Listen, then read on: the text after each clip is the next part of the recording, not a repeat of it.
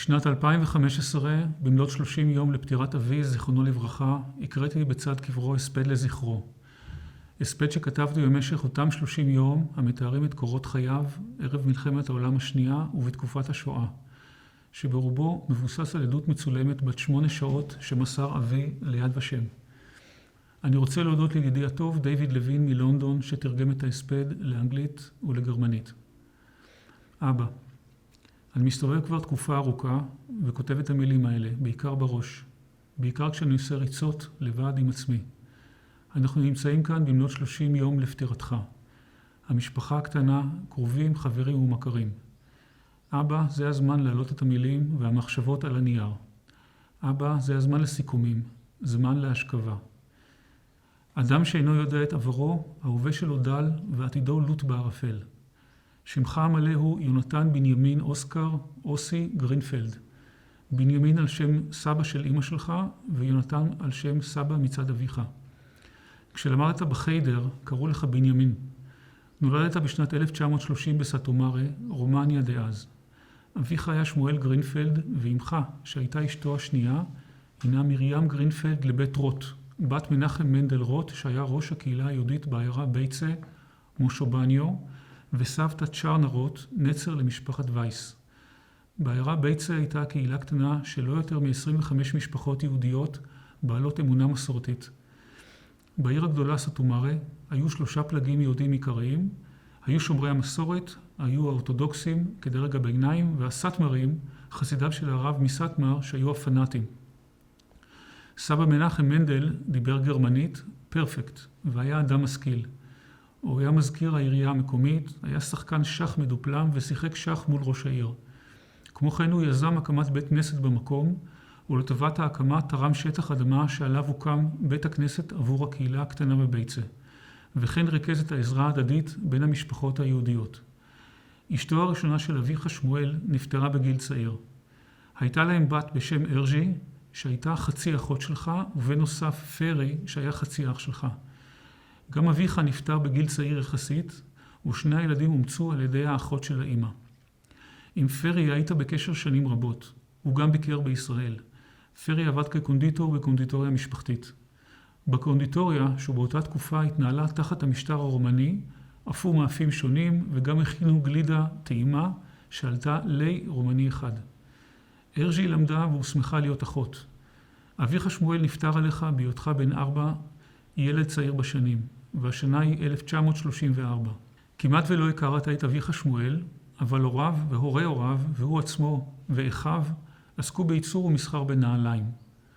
הוריו של אביך שמואל היו מקימים אוהל, מעין חנות ארעית לממכר נעליים, בכל מיני שווקים, גם מחוץ לסטומרה. בערב הם היו משתמשים בעששית כדי להאיר את החנות המאולתרת, ואפילו היו ישנים שם. באחת הפעמים אירע אסון, התהפכה הששית, ואבא של שמואל, סבא יונתן, נהרג בשריפה. אחרי כשנתיים למגינת הלב אירע אסון דומה, שוב התהפכה הששית והסבתא נספתה בשריפה. גם לאבא שלך שמואל עצמו הייתה חנות. הוא היה סוחר פעיל וחבר בהתאחדות הסוחרים היהודיים. מכרו אז כמויות גדולות של נעלי גומי צ'כיות בשם בטה, לגברים, נשים וילדים. העסק היה מצליח. חורף שנת 1932 היה חורף קשה, וכל הסטוק של הנעליים בחנות של אבא שמואל נמכר עד הנעל האחרונה. שמואל נכנס להתחייבות כספית גדולה מאוד לקראת השנה הבאה, ורכש סטוק עצום של נעליים. אבל התרע מזלו, והפעם החורף לא היה קשה, והעסק של שמואל התרסק וחוסל. שמואל כמעט פשט רגל, ואבא שלו, שאז עוד היה בחיים, עזר לו, ואפילו מכר אדמה כדי להשיב חובות. הנפילה העסקית השפיעה על בריאותו של שמואל, ובחורף 1934 הוא חטף דלקת ריאות ממנה נפטר. אתה היית בן 4 בלבד כשישבת עליו 7 בבית בסטומרה. נותרתם לבד אתה, אמא מרים מונצי. סטומרה של אותם הימים לא הייתה יותר גדולה מאשר קדימה של היום שבה אנו גרים, בערך 30,000 תושבים. אבל אביך שמואל, שהיה ככל הנראה דמות מוכרת וידועה, משכה לבית האבלים אנשים רבים שבאו לנחם אותך ואת אמא מרים. גם אתה וגם אביך שמואל זכיתם לגורל דומה. שניכם התייתמתם מאב בגיל צעיר. לאבא שמואל היה אח ושתי אחיות. האח הבכור שמו היה מורצי, שהיה דוד שלך, גם הוא עסק בנעליים והייתה לו חנות נעליים גדולה בפיאצה המרכזית בסטומרי. הפיאצה הייתה מרכז מסחרי ענק, מרוצף בעריכים צהובים ובאמצע גן בוטני כמו גניון של היום. 100 מטרים של חנויות מסחר ואפילו בנק ובית מלון אקסקלוסיבי שקיים עד היום. העירוניים, יהודים וגויים, היו מסתובבים בפיאצה בנעליים, אבל הכפריים הגויים שהיו מגיעים מחוץ לעיר לבשו נעליים רק כשביקרו בפיאצה כדי לשוות לעצמם מראה יותר מכובד. אבל לרוב הרבה מהכפריים הלכו יחפים. בפיאצה היה מבנה ענק של 5 או 6 קומות בשם פלוטה. בניין עם עיטורים ארכיטקטוניים שנראה בעיני הילד שלך ממש כמו ארמון באותם ימים. בעיר סטומרי עצמה היו עשרות בתי כנסת מפלגים שונים, אורתודוקסים ומסורתיים, כאשר בבית הכנסת הגדול האורתודוקסי, שהיה בנוי לתפארת, היה מקום למאות מתפללים. לסבא שמואל היה מקום מכובד בשורה השנייה באמצע, קרוב לחזן. ראוי לציין כי בין הזרמים בדת היהודית התנהלו מאבקים עד כדי קטטות, במיוחד בין הפנאטים שביניהם. באותם שנים הייתה המשפחה מהצד של אמך מגובשת. הייתם עושים חגים ביחד, ואת הקיץ וחופשת בית הספר הייתם מבלה אצל הסבא והסבתא בביצה. חגגת שם חגים, בפרט ערכת סדר פסח מדי שנה כהלכתו, זה היה ביתך השני. סבא וסבתא שלך היו בעלי אחוזה, עמידים ובעלי אדמות חקלאיות רבות. האזור כולו היה כפרי. באחוזה היו גם ספרים, ספרות יפה בהונגרית ובגרמנית, אבל גם ספרי קודש בעברית, כולל שולחן ערוך. לסבא וסבתא שלך מצד אמא היו 7 ילדים, ביניהם אמך מרים מונצי, שהייתה הבכורה, אחי הז'יגו, האחות רחל רוז'י, האח לויוש, האח בנצי, שהיה יד ימינו של סבא בפיקוח על העבודה בשטחי האחוזה, ובת הזקונים שרה שרי. לא ידעו לי שם של אחד הילדים הנוספים.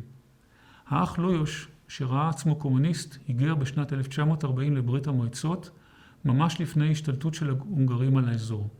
הוא ניסה לאישה בשם אולגה, אתה עוד המשכת להתכתב איתו במשך כל השנים עד לראשית שנות ה-2000. ולמעשה עד פטירתו בברית המועצות. לא היו ללויוש ילדים. האח ז'יגו התחתן והיגר לבוקרשט. הוא היה חיית מוכשר.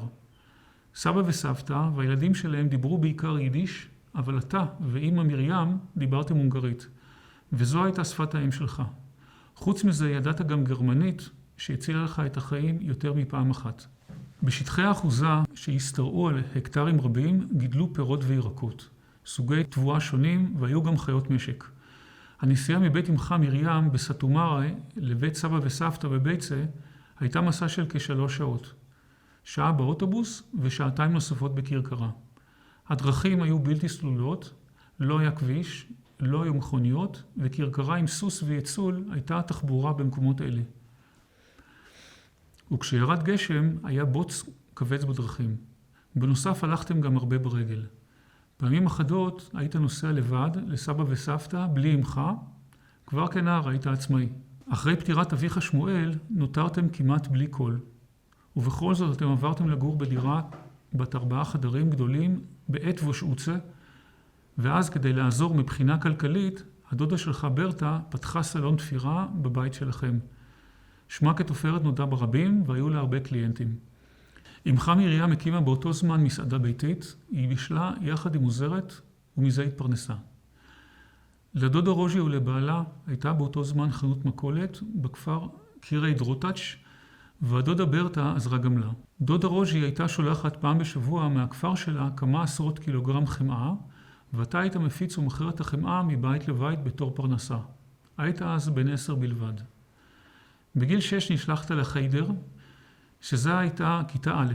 למדת תורה, תנ"ך, תפילות, בעברית כמובן, ובכיתה ב' למדת כתב רש"י.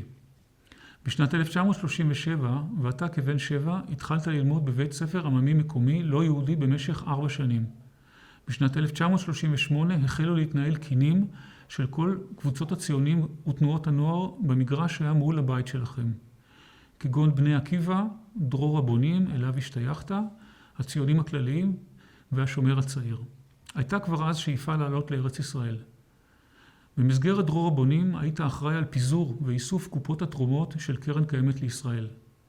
בשנת 1938 התקבלה הקווטה לעלייה לארץ ישראל, ואתה קיבלת סרטיפיקט אישי עקב פעילותך והצטיינותך בדרור הבונים.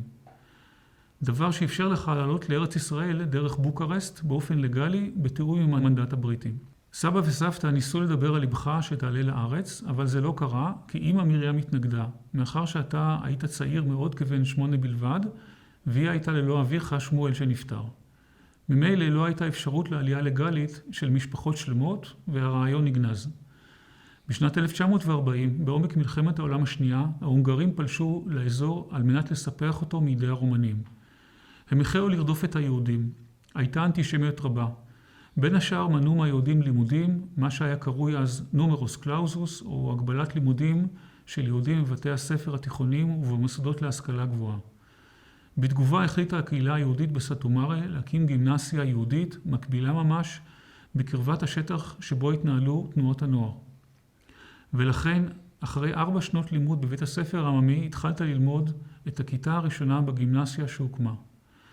בביתך העניקו חשיבות רבה להשכלה וללימודים עוד מתקופת הסבא מנחם מנדל, שהיה מלומד מאוד.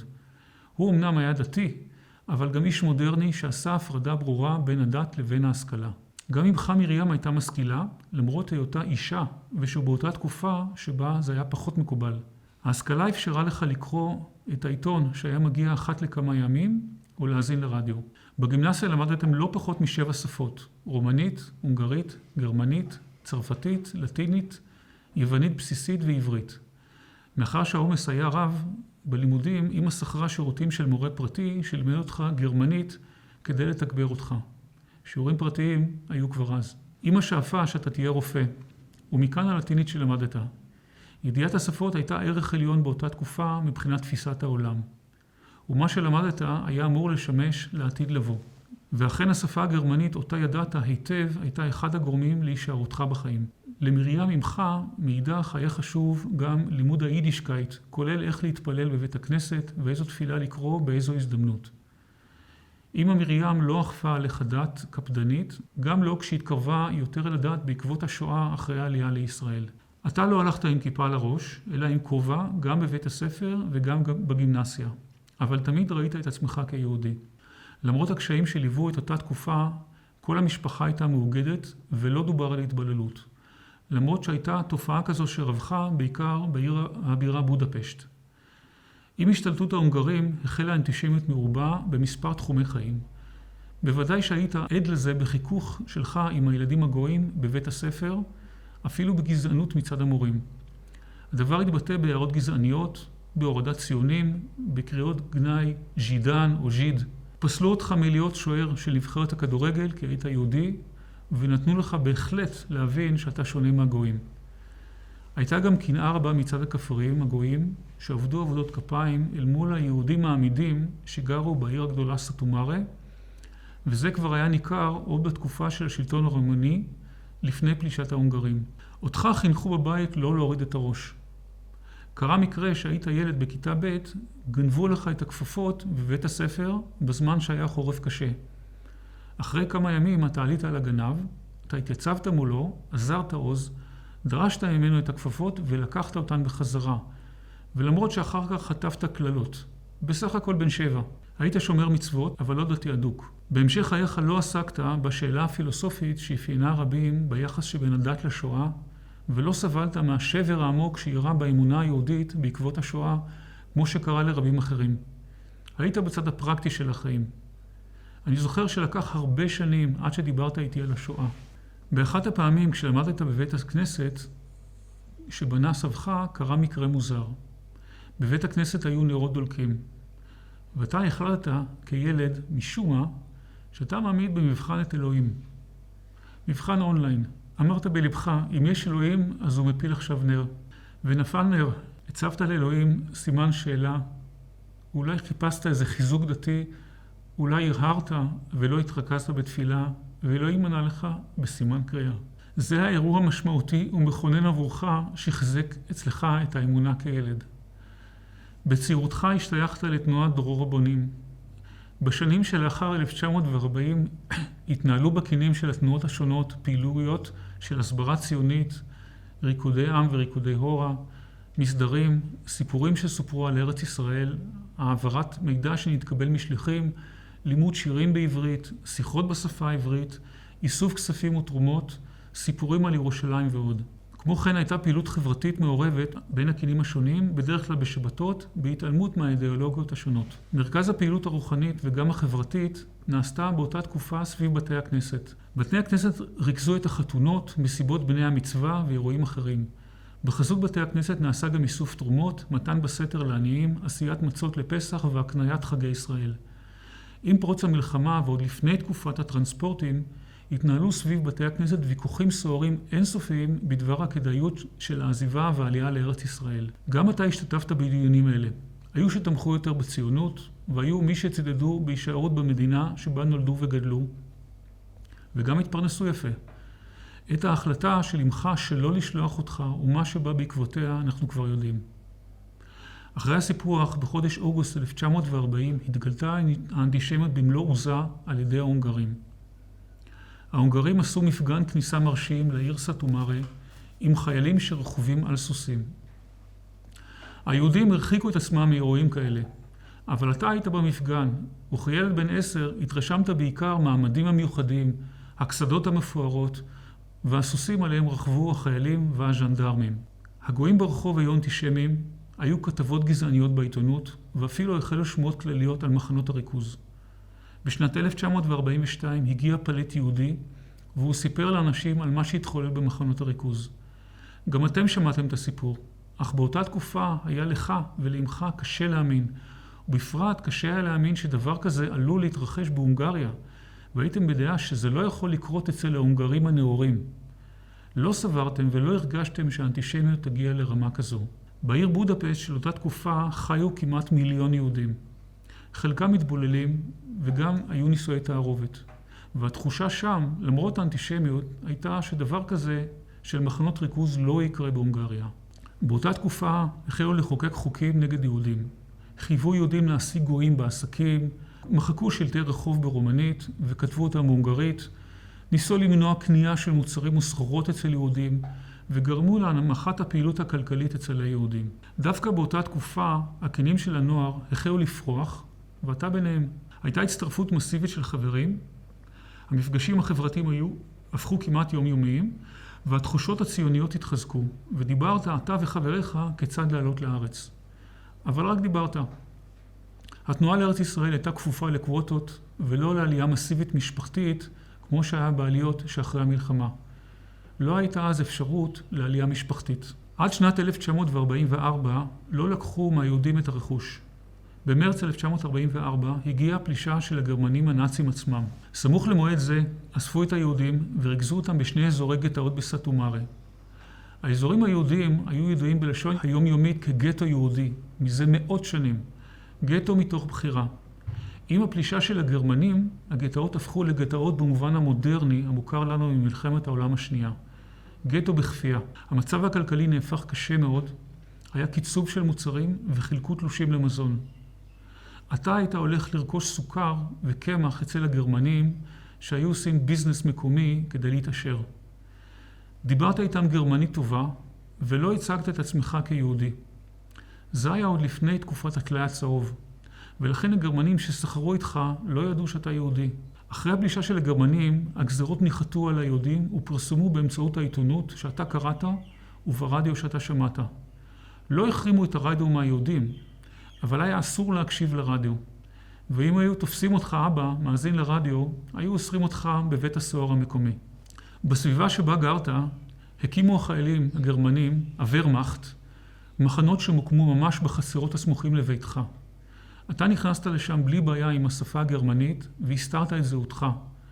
ממש הסתובבת ביניהם, ובכלל, כילד בן 13, באותו זמן אז עניינו אותך האופנועים המודרניים שלהם יותר מאשר הצבא הכובש עצמו. הוורמאכט לבשו מדים ירוקים זית ולעומתם חיילי ה-SS הלכו עם חליפה בצבע ירוק כהה, ועל כובע הקצינים שלהם התנוססה תמונת גולגולת. במשך תקופה קצרה, הוורמאכט לא התעניינו באוכלוסייה המקומית, ולא היה מגע מיוחד עם היהודים. היה אמנם איסור להתקהל, והיו שעות עוצר בערב, איסור להאזין לרדיו, אבל לא הייתה הגבלת תנועה. בגימנסיה היה לך כובע שהיה בצבע מסוים שזוהה עימה. זה היה מאפיין ומזהה אותך. אבל ככל שהתערית במקומות שהיו בהם וורמאכט, לא היית מסובב עם הכובע כדי לא לעשות פרובוקציה. תקופה קצרה מאוד אחר כך החל הגירוש לגטו. הונחתה פקודת גירוש כללית, הקימו שלטים ברחובות ומסרו הוראות לפי אזורי גירוש ולפי שכונות בעיר סאטומארה. תקופה קצרה מאוד אחר כך החל הגירוש לגטו. הונחתה פקודת גירוש כללית, הקימו שלטים ברחובות ומסרו הוראות לפי אזורי גירוש ולפי שכונות בעיר סאטומארה. לבתים הגיעו ז'נדרמים, הונגרים ומשטרה, הוציאו אותך, את ברטה ואת אמא, מרים, החוצה, נעלו את הבית, לקחו את המפתח, ועם זה נגמר הסיפור. הניחו ליהודים לקחת כמות מוגבלת של חפצים אישיים במזוודה. אתה לקחת במזוודה ביגוד מועט, וזה היה כל עולמך. לקחו את כולם לגטו, ריכזו אתכם, והידיעה שהגרמנים הפיצו הייתה שאתם פשוט עוברים לגור במקום אחר. עם היציאה מהבית, החתימו אתכם על הצהרה שאתם מוסרים, נותנים, מנדבים, מרצונכם, את כל רכושכם לממשלה. משם לקחו אתכם לבית הכנסת הגדול, וביצעו בכם חיפוש גופני. זה בוצע על ידי הז'נדרמים ההונגרים, שהיכו אנשים רבים. גם אותך בדקו. לקחו מהיהודים זהב, כסף, תכשיטים ודברי ערך. כשהשתחררת אחרי המלחמה, חזרת והגעת אל אותו בית כנסת שהיה כבר הרוס. זה היה חג או שבת, בערך שנה שלמה אחרי שלקחו אתכם. פתחת את אחד הסטנדים של המתפללים, ומצאת צמיד זהב שמישהו הסתיר. אתה, אמך והדודה ברטה התגלגלתם עם החיים באותו זמן, ביחד, וגרתם בגטו עם משפחה נוספת בדירה אחת. שם בסך הכל הייתם שבועיים. בשבועיים האלה שיחקת כדורגל כפתורים, שהיה משחק מאוד פופולרי של הילדים. הייתם מחליפים בכפתורים והייתם עושים תחרויות ביניכם. התקיימתם בצמצום וקניתם מזון מכספי חסכונות שהיו לכם. גם הגיעה לכם הידיעה שלקחו את סבא וסבתא מהעיר בייצה לעיר המחוז סילצ'ה, ששם ריכזו את היהודים מאותו אזור גם כן בגטו. אחרי שבועיים בגטו החל הגירוש בטרנספורטים. הגרמנים סיפרו לכם שמעבירים אתכם למחנות עבודה. שתהיה עבודה ותהיה פרנסה, ושתמצאו בית טוב במקום אחר. הוליכו אתכם שולל. לא דובר אז על גירוש למחנות ריכוז או מחנות עבודה בכפייה, והסתירו מכם את האמת על ההריגה המסיבית של יהודים בכל רחבי אירופה, ואף אחד לא ידע מכלום. ועדיין לא האמינו לסיפורים של ניצולים על מחנות הריכוז. הדברים עלו עד כדי כך שעם היציאה לטרנספורט, ביקשה מכם המשפחה שהייתה אצלם בגטו, תשמרו לנו מקום לידכם, שיהיה גם לנו מקום טוב. הגרמנים הנחו את הנציגות היהודית, היודנראט, להעביר יהודים שמתנדבים לטרנספורט. אתה התנדבת לעלות על הטרנספורט הראשון, והיה לכם ברור שיגלו אליכם מחוץ להונגריה למקום טוב. ביום אחד אספו כמה אלפי יהודים ליד בית החרושת ללבנים, והצעידו אתכם לתחנת הרכבת. לכל אחד נתנו גלויה ביד שתכתבו כאשר תגיעו למחוז חפציכם, מכתב לקרובים או לחברים ולשכנים. הגרמנים עשו הצגה מושלמת. בתחנת הרכבת חיכו לכם קרונות של בהמות. המתינו שם חיילים גרמנים ותחסו אתכם ממש בערימות. 70, 80 איש בקרון, כמו סרדינים. כל אחד מזוודה בודדת בלבד. אבא, עכשיו אתה סרדין. לאף אחד כמעט לא היה מזון, והבטיחו לכם הבטחות שווא שיתנו לכם מזון ושתייה בהמשך. עוד שקר. בטרנספורט הראשון היו כ3,000 איש, והוא כלל גם ילדים ותינוקות. במהלך הנסיעה בקרונות התברר כי אין מזון ואין מים, גם הייתה בעיה של עשיית צרכים. בזמן שנסעת בקרון, לקח מספר שעות עד ההגעה לגבול הונגריה. בגבול הונגריה בוצעה עצירה, אז ביקשתם מהגויים המקומיים מים ומזון, אבל שם זכיתם למטר כללות ונאצות. האמת התחברה לך מהר מאוד. התברר שהגרמנים שיקרו לכם לכל אורך הדרך. הבנתם שעקרו אתכם תוך שבועיים בלבד, ממקום המחיה הבטוח שלך לטרנספורט בתהליך קצר ודרמטי מאוד. קיווית ליחס אנושי מהעם הגרמני המתורבת והתבדית. נסעתם במשך 3 ימים קשים ומסויטים בקרונות לתוך שטח פולין. לא היה אוכל ומשקה וזה היה קשה מאוד. החלון היחידי היה מכוסה בגדר תיל. היו בכי וצעקות של הילדים, והייתה אווירה קשה וסירחון מזעזע. נפטרו אנשים גם בתוך הקרון. ההבדל בין חיים ומוות היה לפעמים המיקום שלך בתוך הקרון ביחס לחלון היחידי. אחרי 3 ימים הגעתם לבירקנאו. היה עליך מעיל חורף והכובע של בית הספר. הקרון נעמד ואתם ירדתם על רמפה.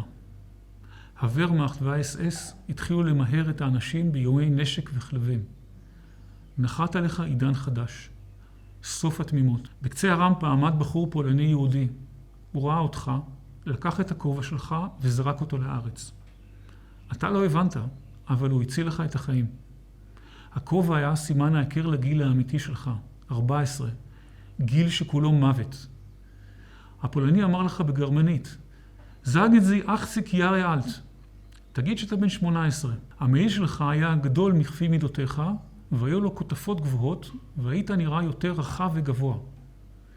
בחור אחר שליווה אותך אמר, תגיד שאתה מכונאי. "Sage du bist Mechaniker." התחילו אז להפריד בין מאות הגברים, הנשים והילדים, וגם הפרידו בין בעלי מקצוע.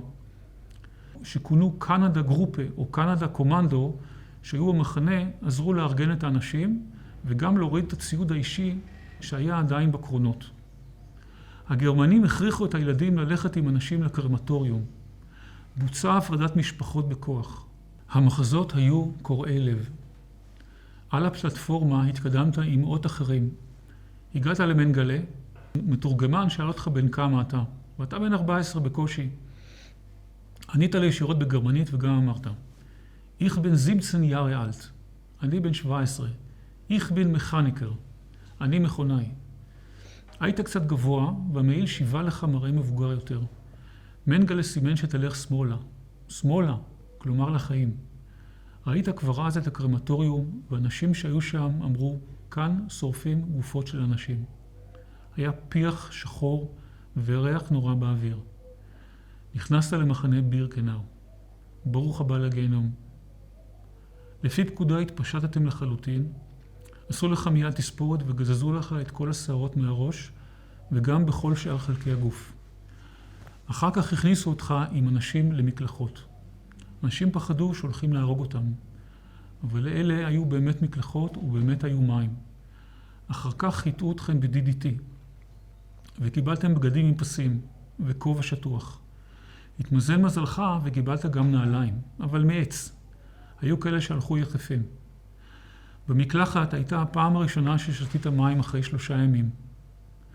2 גיסים של אמך שהיו לתא רכבת והיו בגיל מבוגר נשלחו לצד ימין, למוות.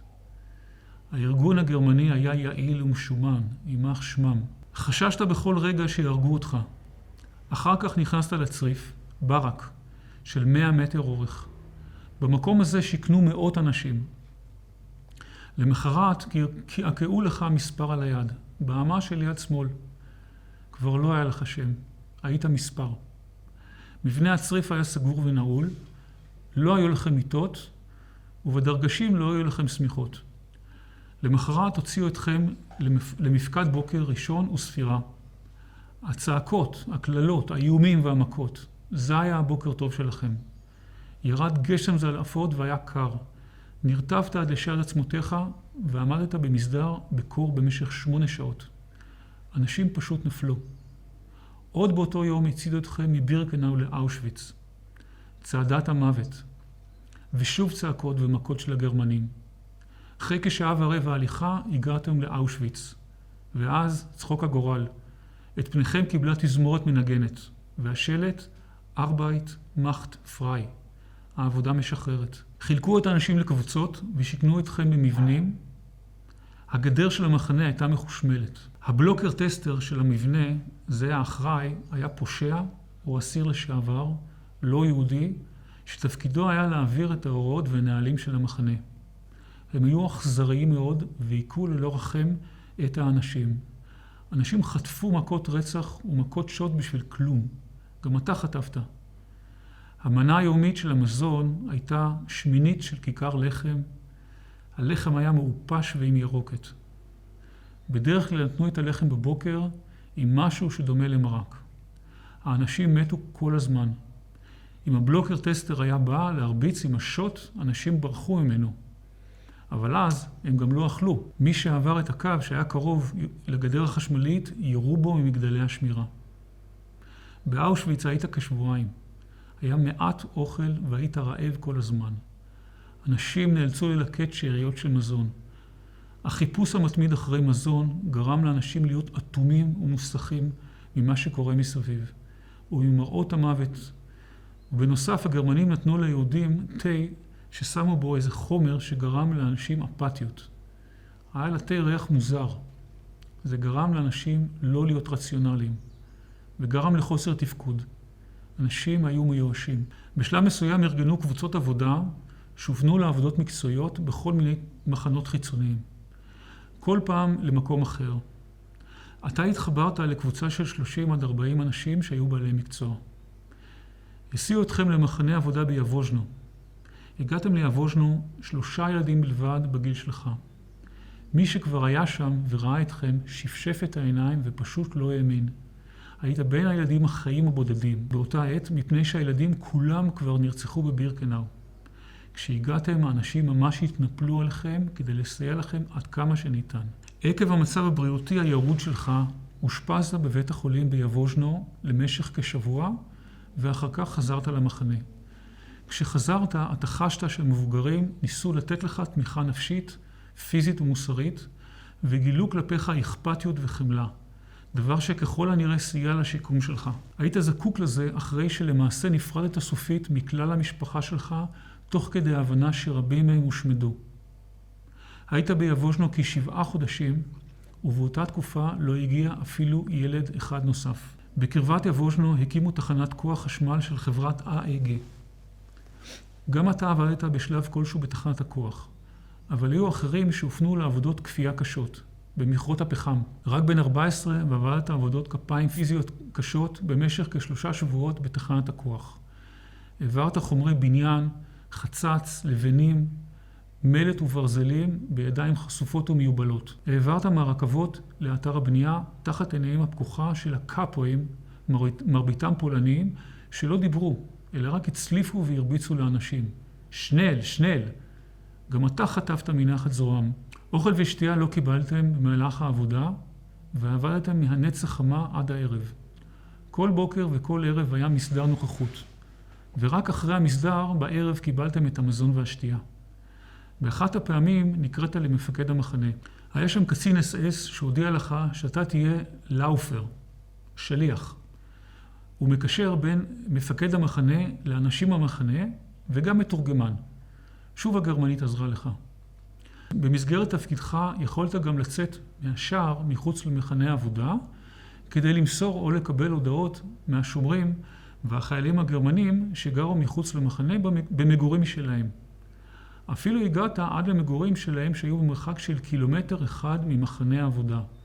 סכנת נפשות לילד, שליח, שמסתובב בשטח הלוך וחזור עם פיג'מת פסים.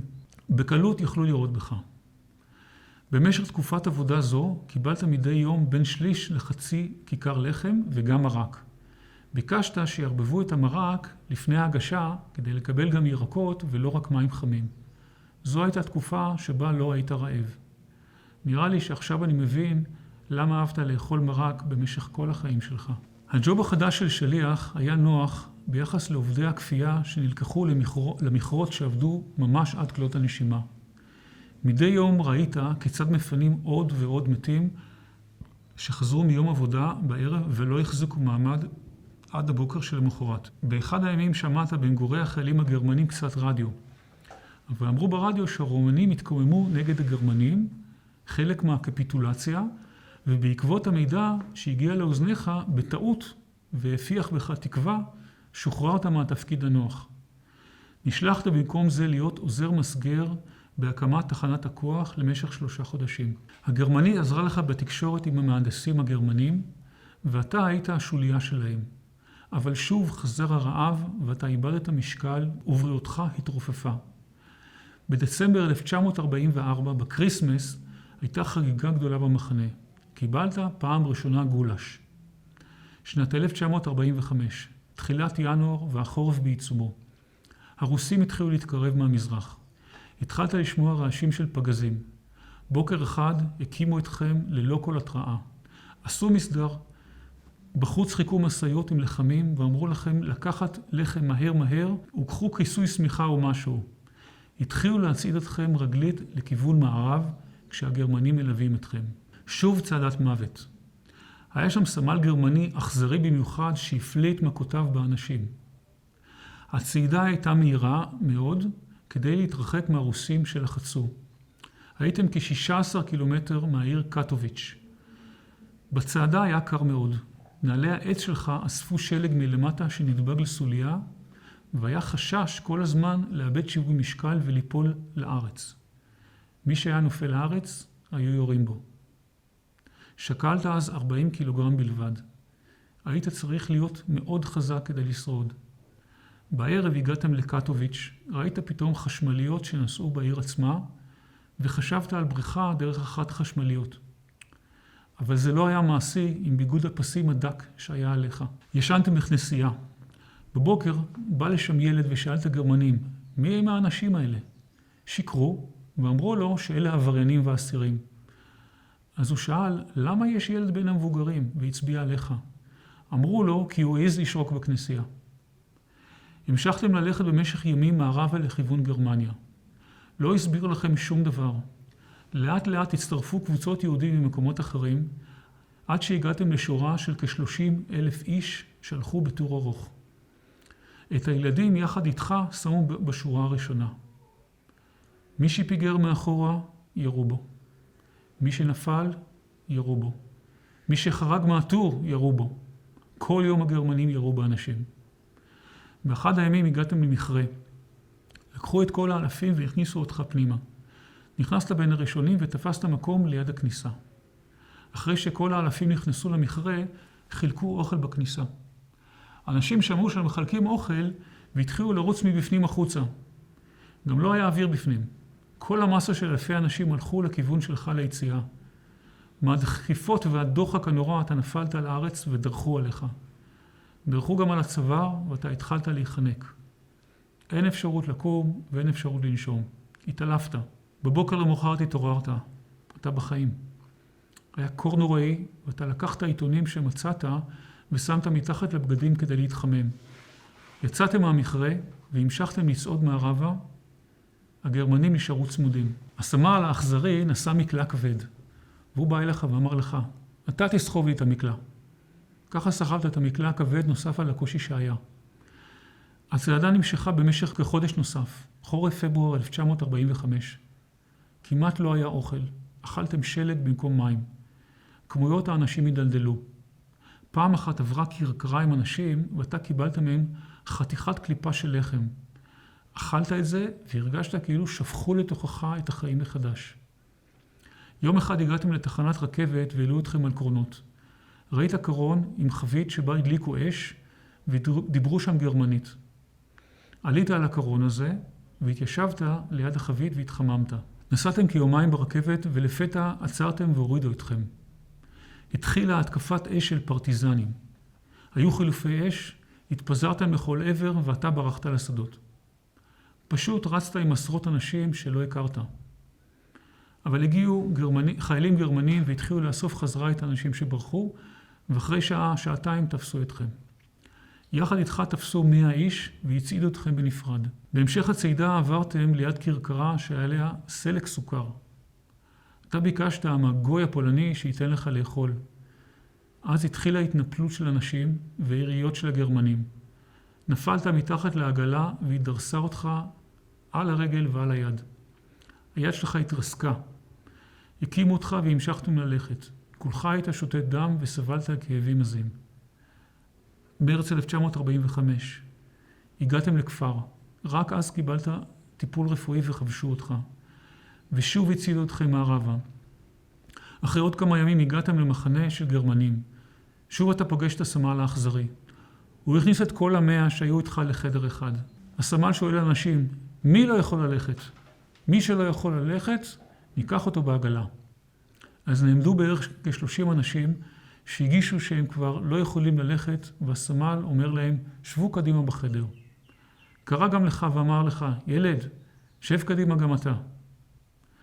אחד האנשים שהיו שם התחיל לספר סיפור לסמל שהוא זוכר אותו במחנה באושוויץ. הסמל ניהל איתו שיחה בחיוך. איך שנגמרה השיחה, הסמל אמר לכל 30 אנשים לשכב על הארץ. ואז בטירוף שאין כדוגמתו, הסמל המשוגע הוציא אקדח והתחיל לירות לאנשים בראש. הוציא אותם להורג שם במקום. ככה רצח אחד. גם אתה שכבת על הרצפה אחרון בשורה, והוא יורה בכולם. הכל התמלא דם. זה ששוחח עם הסמל שכב צמוד אליך. הסמל מגיע עד אליו ויורה גם בו, ממש ליד האוזן שלך. משום מה לא הצליח להרוג אותו, והאיש בחיים הוא מתחנן שלא יירה בו. והסמל תוקע בו עוד כדור והורג אותו. גמרנו. עכשיו אני בתור. אני אחרון בשורה. זהו זה. אני שוכב ואומר, שמע ישראל, אדוני אלוהינו, אדוני אחד. אבל הסמל לא יורה בי. באופן לא ברור אתה ניצל. מי שנשאר הוציא החוצה את הגופות לערימה. הסמל אומר לך, תשכב על הערימה, וככה אתה עושה. הצידו אתכם גם למחרת, והגעתם למחנה דרנאו, גבול גרמניה, חודש אפריל 1945. 4 חודשים לצדת המוות, המרץ'. פגשת שם באחד המבנים בדרנאו דוד שלך. הוא מת אחרי יומיים נוספים. קור ורעב נוראי, שכבתם על דרגשים ואנשים לא אכלו כלום. אנשים היו נגועים בטיפוס ומחלות אחרות ומתו בעשרות. מי שנותר בחיים חיכה למוות, מוות מרעב, או מוות מטיפוס ומהקינים ששרצו. בשבוע הראשון של חודש מאי 1945 הגרמנים נכנעו. אז הגרמנים נעלמו, אתה שמעת על הכניעה והיו אחרים שעמד להם הכוח והם יצאו מהמבנה במחנה דרנאו. אחרי כמה ימים פגשתם חיילים רוסים משחררים. היית רזה מאוד, אור ועצמות. היית פצוע וחלש, והיה לך קשה מאוד לקום מהדרגש. היית גם מעורפל באותה עת, וחלמת על אוכל. השמועה על הכניעה הפיחה בתקווה לחיים. מישהו הביא לכם דייסה מקש. דייסה מקש. אכלת רק כמה כפות בגלל המצב הבריאותי הרופף. התארגנתם כמה אנשים לחפש מזון, ועברתם בין הבתים. גם נתקלתם בחיילים גרמנים שנכנעו. הרוסים שמרו עליהם בשבי מפני מעשי נקם. מצאת גם בגדים והחלפת את הפיג'מה שהייתה עליך. בשלב כלשהו הגעת לתחנת רכבת לבד, נכנסת לקרון שהיה מלא רוסים ונשכבת. איזה רוסי נתן לך אישור לעבור. היית באפיסת כוחות, קדחת מחום, ככל הנראה היית חסר הכרה מספר ימים בקרון בזמן שהרכבת נסעה מזרחה. הגעת לבודפשט אחרי כמה ימים, ירדת מהרכבת וחיפשת בית חולים. מצאת בית חולים יהודי, הוא היה מלא באלפי חולים ניצולי שואה. שם קיבלת טיפול רפואי והומניטרי. שמו אותך בבידוד, שאלת מה קרה, והסבירו לך שיש לך טיפוס בטן מדבק, ושאתה חייב לשכב בבידוד 2-3 שבועות. טיפלו בך, ואחרי שבועיים השגת בגדים וברחת משם. התחלת לחפש בבודפשט קהילה יהודית. הגעת לג'וינט, וקיבלת תעודה עם תמונה, עם הפרטים האישיים שלך. נתנו לך קצת כסף. התחלת להתעניין אחרי קרובי משפחה שנותרו בחיים. לא ידעת מה היה גורל עמך. אחרי מספר ימים בבודפשט התחלת לנסוע לכיוון סטומרה ברכבות. הגעת והתחלת לחפש אחרי עמך. היא במקרה הגיעה יום-יומיים לפני כן עם אחותה. נפגשתם ואז הייתה שמחה גדולה מאוד והרבה בכי. זו הייתה שנה שלמה של גיהנום עלי אדמות, מכלול של זוועות יומיומיים, שנה שעברה עליך בלי אור בקצה המנהרה, רק מנהרה חשוכה. העסיק אותך רק הקיום ושום דבר אחר. ברעיון שנתת ליד ושם, כשנשאלת, אמרת שאתה באמת לא יודע איך שרדת. ניסיתם אמא ואתה לשקם את החיים. לא היה לכם רכוש והמצב היה עגום. אחרי כמה חודשים חידשת את הקשר עם דרור הבונים על מנת לארגן עלייה לישראל, שלך ושל אחרים שניצלו, והפכת המזכיר של הקן המקומי. שוב השלטון התחלף מהונגרי לרומני, ושוב החלו רדיפות של יהודים בערים בוקרשט ויאש, ושוב האנטישמיות ברחובות. חזרת ללימודים בבית הספר של הכנסייה הקתולית, וחזרת לשחק כדורגל. אמא מרים עבדה כמבשלת, אחראית, בבית חלוצות מטעם הג'וינט. בשנת 1946 היה מפגש קינים בעיר הצג, שם הכרת לראשונה את יהודית לבין, מי שברבות הימים תהיה אשתך. בחודש דצמבר 1947 קיבלת סרטיפיקט לארץ ישראל בתוך הקווטה. נסעת דרך בורגס בבולגריה, עלית על אונייה והפלגת לכיוון ארץ ישראל. הייתם 15,000 איש על 2 אוניות. ניצולי השואה הפכו להיות חלוצים. כולם שאפו לעלות ואף אחד לא התלונן על הצפיפות. עלייה ב'. את אמא מרים השארת בסטומרה מתוך תקווה שתעלה מאוחר יותר. לקראת ההגעה לארץ ישראל הגיעו פריגטות של הבריטים שמנעו את הכניסה. ואז ליוו אתכם בשייט לקפריסין. חודש ינואר 1948 בקפריסין שיקנו אתכם במחנות אוהלים. זה היה כמו להגיע לבאר, אבל לא לשתות ממנה. 21 לפברואר 1948, עלית סופית לארץ ישראל. מאי 1948, תוך 3 חודשים כבר השתתפת במלחמת העצמאות, כשהיית בגרעין של כפר גלעדי בצפון. אחרי שחייך וחיי אמך מרים ניצלו ושרדת את המלחמה, החלה מרים להתקרב יותר אל הדת והפכה אדוקה. בשנת 1956 מסרת עדויות ביד ושם לגבי סבא וסבתא שנרצחו בשואה על ידי הנאצים. עדות על סבא מנחם מנדלרוט שהיה יליד 1870 ונרצח ב-1942 באושוויץ, ועל סבתא שלך שרה רוט ילידת 1878 שנרצחה אף היא באותה שנה באושוויץ. בישראל עשית תואר מהנדס ייצור בטכניון ובמקביל עבדת בסולל בונה כנהג על מסעיות פול טריילר, ומזה התפרנסת. היה קשה מאוד. בשנות ה-50 עבדת בעריכה של פרסומות לקולנוע. הייתה לך יד טובה וציירת. מתישהו שהיית באילת, אספת חול אילת וציירת כמה ציורים יפים, כולל חיקוי של ציור של פיקאסו. שימשת גם כנהג במלחמות ישראל. הובלת טנקים לרמת הגולן במלחמת יום כיפור. אפילו נקלעת להפצצה שממנה יצאת בשלום. במשך חייך ניהלת מפעלי ייצור ועבדת בעבודות שונות. בשנות ה-70 ניהלת את מפעל מסקו שביצע צביעה של מתכת בשיטה מהפכנית ממש על ידי צבע מעורבב עם דבק אפוקסי. ניהלת מפעל לייצור סירים של מאות עובדים בכרמיאל. ניהלת את מפעל ברבור לייצור חרסינות ועריכים. תקופה של מספר שנים ניהלת את יקב זיכרון יעקב, ואני זוכר לא מעט בקבוקי יין בבית. ניהלת את מפעל פניציה לייצור זכוכית. בגיל מבוגר יותר עברת להיות קצין בטיחות בתעבורה.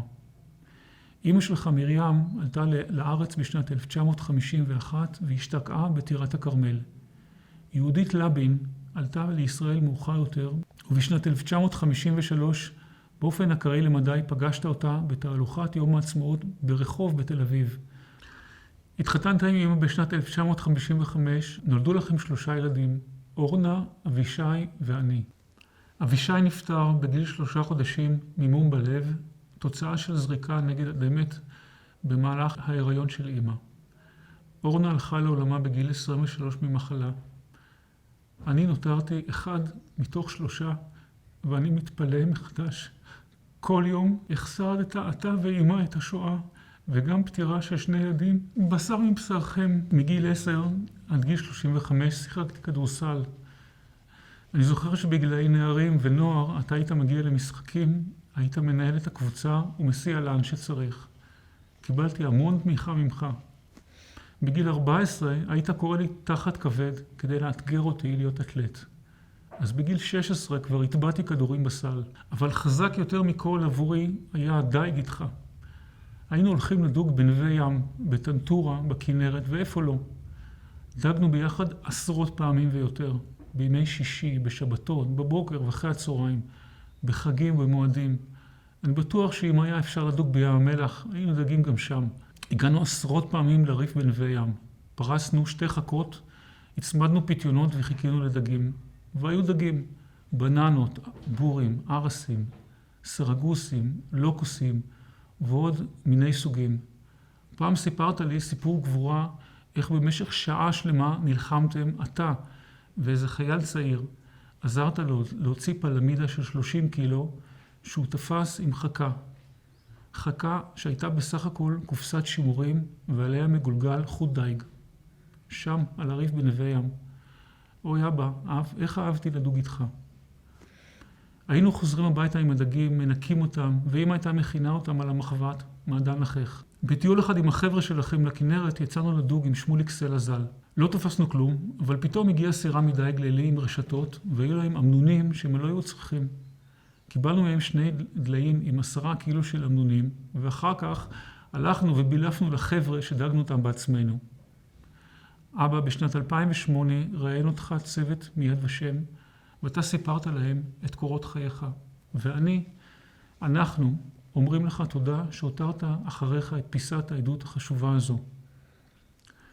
עברת הרבה מאוד בחיים, והיו לך חיים מלאים. הלכת לעולמך בן 85. חלית במחלת לב עמה התמודדת שנים ארוכות.